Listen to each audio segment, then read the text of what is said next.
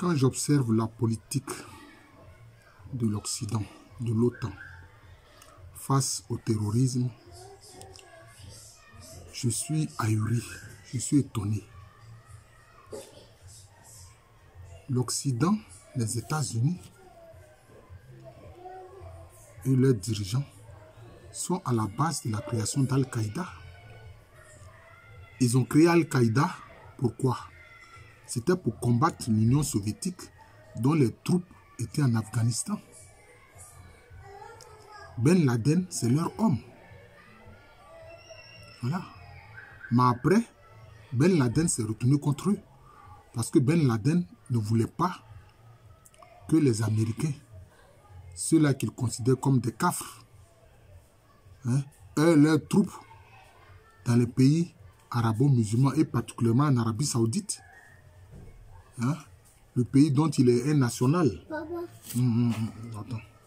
Le pays dont il est un national. Vous comprenez?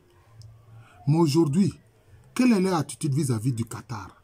Mais l'émir du Qatar, c'est lui qui finance toutes les différentes branches d'Al-Qaïda. C'est l'émir du Qatar qui fait ça. Il finance toutes les différentes branches d'Al-Qaïda. Les talibans de l'Afghanistan, c'est une branche d'Al-Qaïda. Leurs dirigeants étaient où? Ils étaient en exil au Qatar.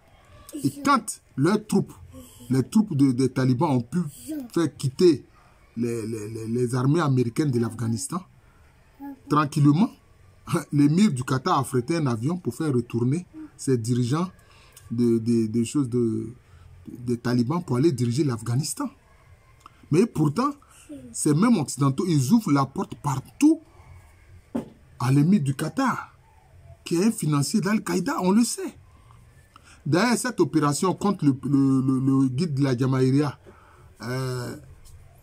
Kadhafi, mais l'émir du Qatar, il avait envoyé ses forces spéciales aux côtés de l'OTAN pour bombarder la Libye et assassiner tranquillement le guide Muammar Kadhafi.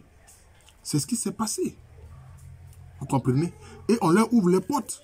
Partout, on fait des promotions de la compagnie aérienne du Qatar, etc.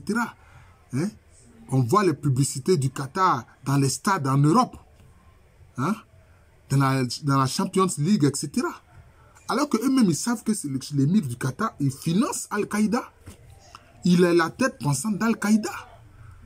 Moi, j'ai fait un post sur ça, je crois que sur ma page Facebook, il y a quelqu'un qui a dit, mais comment cela? Je lui ai dit, toi, tu ne sais pas que l'émir du Qatar, là, c'est lui qui finance Al-Qaïda, que c'est lui qui est le protecteur des terroristes d'Al-Qaïda. Vous comprenez? Bon, actuellement, celui qui dirige, comment on appelle ça, la Syrie, c'est lui qu'ils ont porté à la tête de la Syrie, et auprès de qui toutes les chancelleries occidentales sont en train de défiler pour lui faire révérence. Mais sa tête était mise à prix à des millions de dollars pour terrorisme. Mais aujourd'hui, c'est comme si tout ça est effacé. Alors qu'il a eu à tuer des citoyens américains, des citoyens de pays occidentaux. C'est lui qui est à la base du front Al-Nosra, qui est une branche d'Al-Qaïda. Il change de nom, mais ça ne veut rien dire. À un moment, ils ont appelé ça, je crois, Shams, quelque chose comme ça. Mais c'est toujours Al-Qaïda. Qu'il s'appelle Al-Nosra ou bien qu'il s'appelle Shams, c'est toujours Al-Qaïda. Et aujourd'hui, ils l'ont porté à la tête de la Syrie. Bon, qu'est devenu le reward, c'est-à-dire sa tête qui était mise à prix par les États-Unis? Qu'est-ce que c'est devenu? Qu'est-ce que c'est devenu? Vous voyez? On voit que l'Occident, l'OTAN, mène une politique qui est contradictoire. Une politique qui est contradictoire. Mais ils pensent que celui-là qu'ils ont porté à la tête, c'est-à-dire que Al-Nosra qu'ils ont porté à la tête de la Syrie, va faire leur politique. Non. Dans un premier temps, ils ont eu besoin d'eux pour les aider à faire partie Bachar el-Assad. Bachar el-Assad, dont les Occidentaux ne voulaient même pas entendre parler, ils l'ont totalement diabolisé. Pour diaboliser quelqu'un chez eux, c'est très facile. Leurs médias mainstream font ça facilement, ils en ont l'habitude. Quand ils vont se séparer d'un dirigeant dont ils n'aiment pas la politique, notamment quand c'est un nationaliste, ils font tout pour le diaboliser. Et quand ils le diabolisent maintenant, ils cherchent maintenant à l'éliminer. Alors ils pensent que les populations seront d'accord avec ce qu'ils vont faire. Alors que simplement c'est de la diabolisation. Vous comprenez? C'est ça le problème. Dans le Sahel, ils sont derrière tous ces terroristes. Mais ils savent que ces terroristes, soit sont d'Al-Qaïda, ou bien sont de l'État islamique. Ils le savent très bien. On arme Boko Haram. On a vu des films des gens de Boko Haram qui sont armés, qui reçoivent des armes de pays occidentaux. Alors qu'ils savent que Boko Haram, aujourd'hui, c'est une branche de l'État islamique.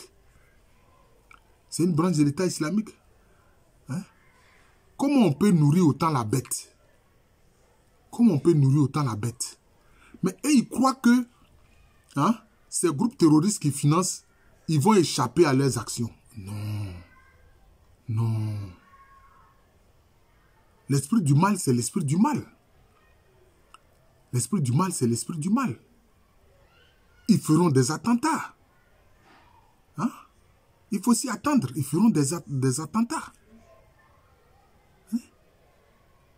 Et vous, les pays occidentaux, vous n'échapperez pas à leurs attentats. Puisque vous collaborez avec eux. Donc, ils connaissent comment vous fonctionnez. Dernièrement, il y a eu un attentat aux États-Unis. Et celui qui a fait ça, mais il se réclame de l'État islamique. Il a utilisé ce qu'on appelle une voiture bélier pour tuer près d'une dizaine de personnes ou un peu plus, et puis blesser près d'une vingtaine de personnes, peut-être même un peu plus. Donc, il faut que vraiment ces dirigeants occidentaux arrêtent. Aujourd'hui, avec les réseaux sociaux, tout le monde voit ce qu'ils font. Tout le monde voit ce que font leurs services secrets.